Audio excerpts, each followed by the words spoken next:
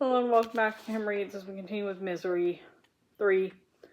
Paul looked at the typewriter. The typewriter was there. Ends. He had never realized how many ends there were in an average line of type.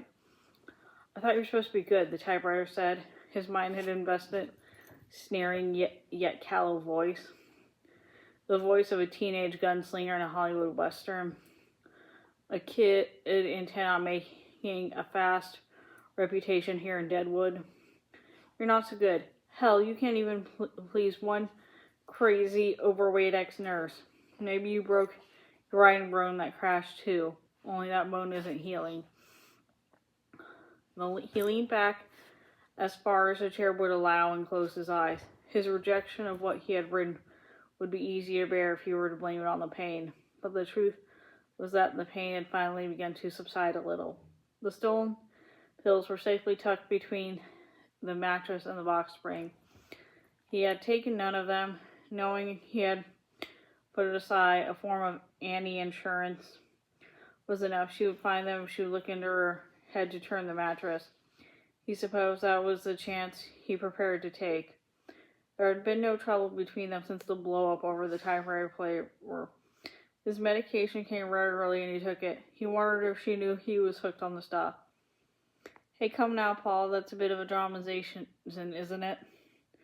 No, it wasn't. 3 nights ago, when he was sure she was upstairs, he had sneaked off of the sample boxes and had read everything on the label. Although he was supposed to have read everything he needed when he saw Novel's principal ingredient was, maybe you spell relief R-O-L-A-I-D-S, but you spell Novel C-O-D-E-I-N-E. The fact is, you're healing up, Paul. Below the knees, your legs look like a 4-year-old's stick drawings. Like you're healing up. You could get an aspirin or an Emprin now. It's not you that needs the Novel. You're feeding it to the monkey. He would have to cut it down, have to cut some of the caps. So he could do that. She would have him on a chain as well as in a wheelchair, a chain of Novel capsules.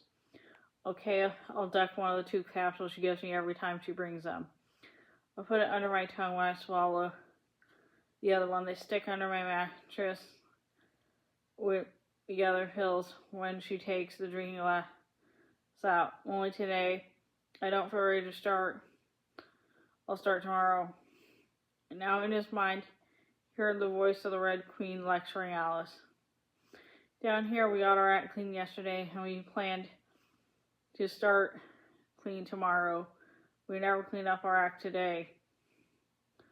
Polly, you're a real riot, the typewriter said in the tough gunsel voice he had made up for it. Us dirty birdies are never all funny, but we never stop trying. You give us that, he muttered.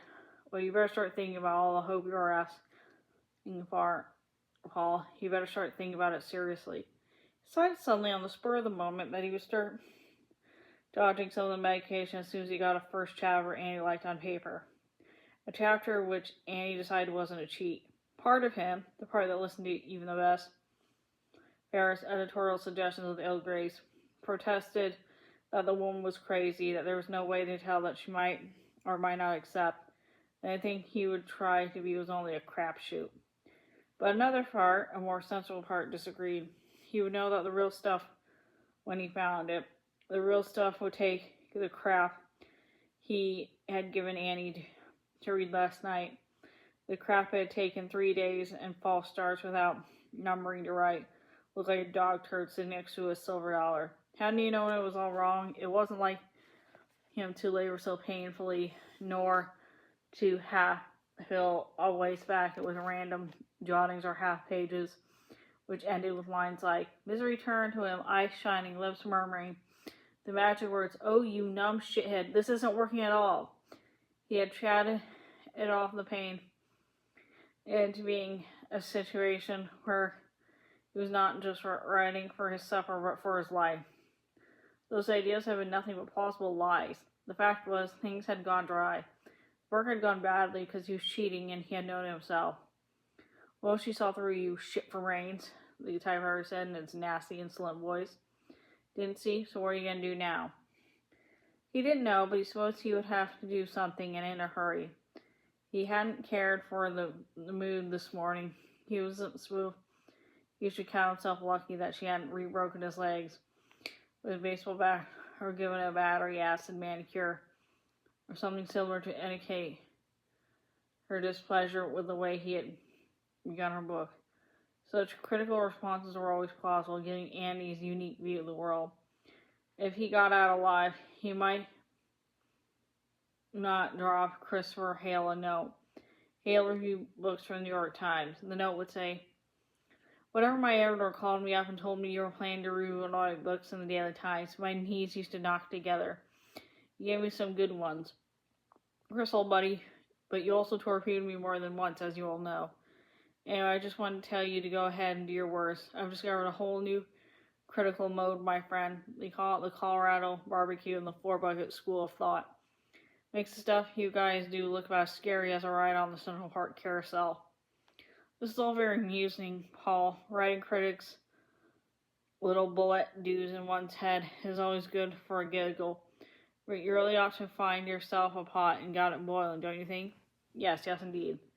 The typewriter sat there smirking at him. "I hate you," Paul said morosely and looked out the window. I'm going to stop right there. Thanks for listening.